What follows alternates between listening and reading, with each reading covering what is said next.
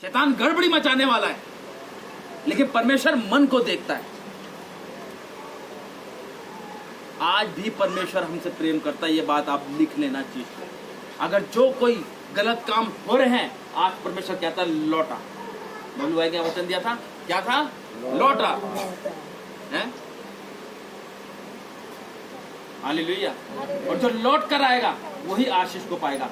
आपको उस टाइम बुरे काम अच्छे तो लग रहे होंगे, अरे कोई बात नहीं, अरे भैया तो बोलते रहते हैं, अरे पास्टर जी तो बोलते रहते हैं, कोई दिक्कत नहीं, कल फिर चले जाएंगे। हाँ भाई ठीक है, आ रहा हूँ मैं।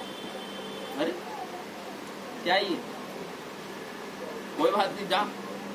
जो शैतान जब अड़ंगा मारता ना, क्योंकि शैतान के जो लोग होते ना वो पनपते नहीं ज्यादा, शैतान और उनको गंदगी में और ज्यादा नशे में घुसेड़ता चला जाता।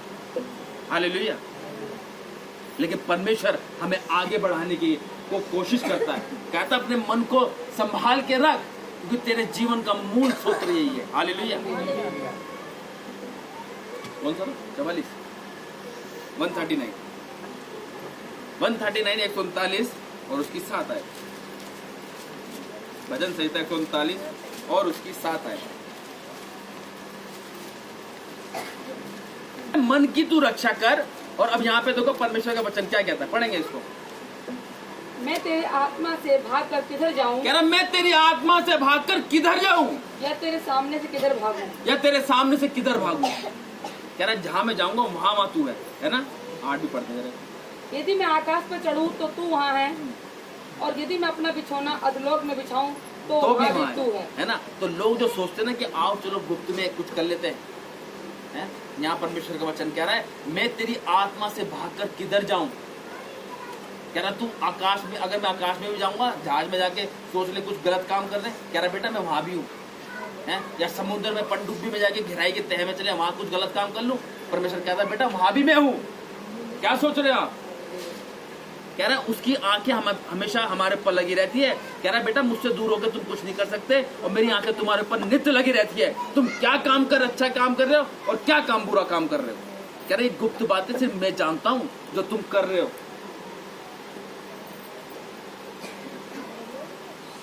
आज संसार में क्या चल रहा है, यही चल रहा है।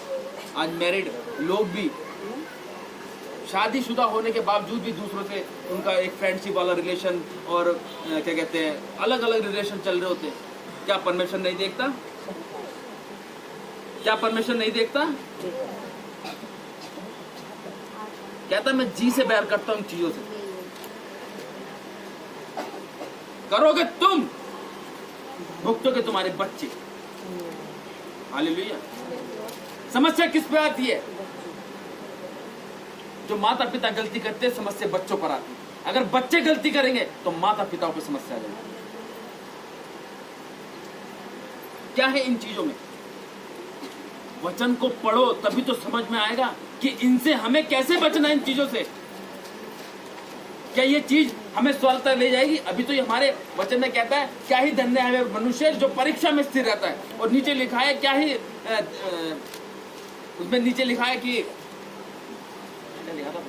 परीक्षा मनुष्य खुद अपनी अभिलाषा में पढ़कर परीक्षा में पड़ता है ना।